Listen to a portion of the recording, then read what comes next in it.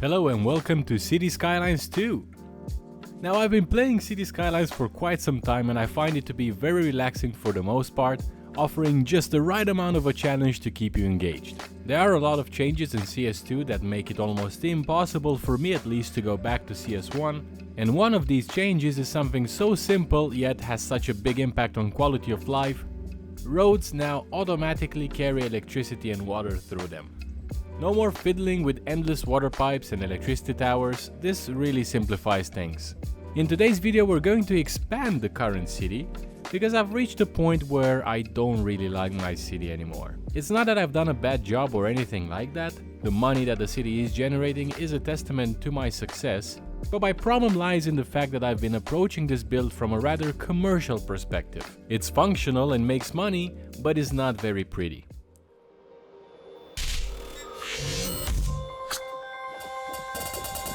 This city also has a major traffic problem. I'm not sure if it's partly due to the ongoing fixes the devs are introducing, but the result remains the same. Congestion's everywhere, which makes me kinda sad. On the flip side, I've succeeded in minimizing pollution by reducing the industrial zone considerably. In the early stages of a city build, the only way to make money is to establish an industrial area since people need entry-level jobs to work and generate income. However, as soon as I was in a position to create offices, I expanded the schools, high schools and universities to educate the population. This allowed them to get office jobs instead of working in the industrial zone. And if you're wondering how is it possible for the city to generate so much money, it's simple. It all comes from the office zones. I even gone to such an extent to increase the taxation on purpose for the industrial area to stop it from increasing its demand. The city also has a rather low crime rate for its size. Out of 150,000 people, we only have about 140 criminals, which makes the city very safe. On the slightly bad side, we have a rather high chance of fire hazards.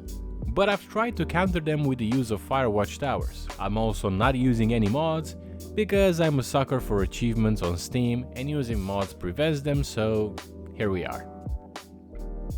As I mentioned earlier, the plan for today is to expand this city. Initially I wanted to redesign it and improve the traffic and overall layout, but then I thought, you know what, if it ain't broke, don't fix it. So instead I opted for a sort of fresh start on this other side of the map and bought a few initial tiles. The plan is to create a second city that is essentially better. I believe I've learned a lot from my initial build, and considering that we have a steady cash flow and more money than we can possibly need for this project, I think nothing can go wrong. But let's not jinx it. First, I wanted to separate the water pumps from the mainland, and I thought it would be a cool way to make a tiny island just for the water pumps. After fiddling with the terrain tool for quite some time, my dreams came crashing down because the roads thought they were underwater even though the terrain was elevated enough, so since this lovely idea was no longer viable, I decided to undo everything and focus on the main infrastructure of this part of the city. As I said, I learned from my mistakes, and something I've found is that paying attention to the hierarchy of roads pays off in the long run.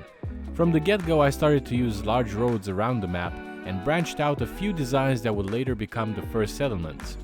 If you are a long-time subscriber to my channel, you would have heard me mention a few times in the past that I'm not a very creative person, but I do try.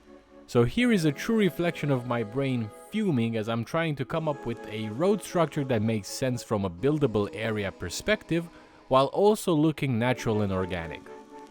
The roads need to be separated from the intersection to avoid congestion while maintaining form and structure for our future residents. Next up, I took a short break from this tedious work and focused a bit on the highway area. After all, we need a way for residents to get to this location. Learning from past experiences, I found that a good highway interchange is crucial. We're gonna go with a three-way interchange that will support high traffic flow and allow a smooth transition from the main highway into our city. At this stage, it's a good idea to continue with the high traffic outer roads and connect them around the city.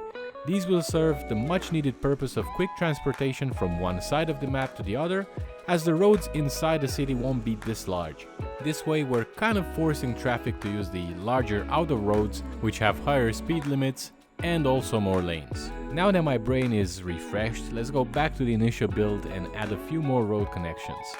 I find it's a good idea to have medium traffic roads close to small residential roads so they can connect easily and improve traffic flow.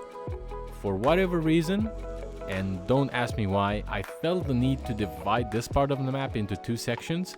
I had a vision where the first half has a nice blend of low residential areas that smoothly transition into high density areas, and then in the second half we will have mainly high density buildings. I basically imagined a gradient. I didn't spend too much time designing the highway connection to the main city, as I knew this would be soon redesigned anyway, so I quickly made something useful for now to help get our first residents in. In this quadrant of the city I wanted to have a fancy area, something that looks nice from our satellite view and feels right when driving through.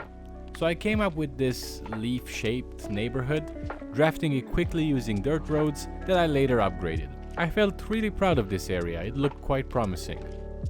In the next stages I started thinking about the positioning of our main facilities, so hospitals, schools, parks, cemeteries and the like.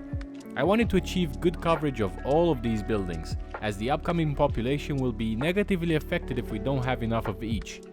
This led me to think about our transportation systems, electricity providers and garbage collection points. These are crucial for a prosperous city. In the past I tried placing garbage collection points in the corner of the city, far from the population, and it worked fine until the population size increased. The distance the garbage trucks had to cover, combined with the poor traffic flow, meant some apartments had to wait days for garbage collection. To counter this, I decided to build it much closer to the city this time around, and who knows, perhaps it will be enough for both halves if I place it right in the center. I also made a nice upgrade to our outer roads, including bus, taxi lanes, which I think will help a lot. I tried to find a suitable transition location for high-density office and commercial zones, marking where low density bleeds into high density. For this part I felt an American-style grid was most relevant. Considering the amount of space available, traffic shouldn't pose a threat here. Next, I created a small grid for our power plant and started zoning the high-density office area. To keep things interesting and organic, I switched to the manual zoning tool and added a mix of small and high-density office buildings, giving the area more realism. Continuing, I decided it was the perfect time to start zoning the commercial areas throughout the various neighborhoods we created earlier. Ideally, we will have a mix of commercial and residential, as shops are commonly near residential buildings. With the roads laid out, it was a perfect time to think about public transportation.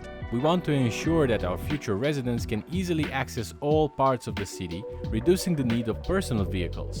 This should also improve traffic. I carefully laid out a simple yet effective bus network, which we can tweak in the future if needed. As I mentioned earlier, the new region is expecting to have a nice gradient of residences, starting from low and blending into high density. Based on this, I combined different housing styles, hoping it will look nice and make sense once the region is actually populated. Communication is important, so apart from having an amazing internet coverage, our residents also need a good post office coverage. Here, all the buildings are equally as important, so I tried not to leave anyone out.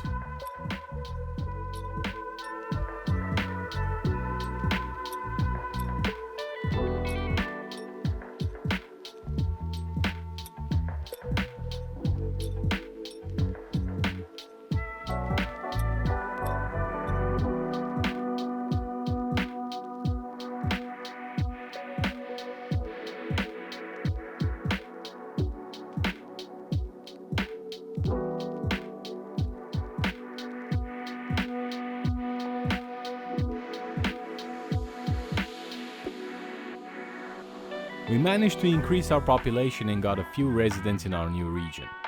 Since this looks pretty good, I decided to connect the two regions with a main bridge. I'm not expecting a huge amount of traffic, as both zones are built to be self-sufficient. However, I love the way bridges look in this game, and there is just something majestic about them.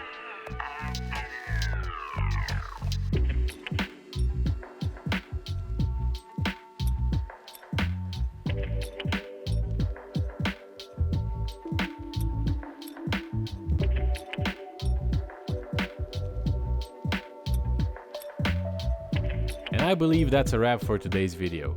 I'm planning to turn this into a series, so if you enjoyed it, please don't forget to leave a like and subscribe to the channel. Your support helps me create more videos like this.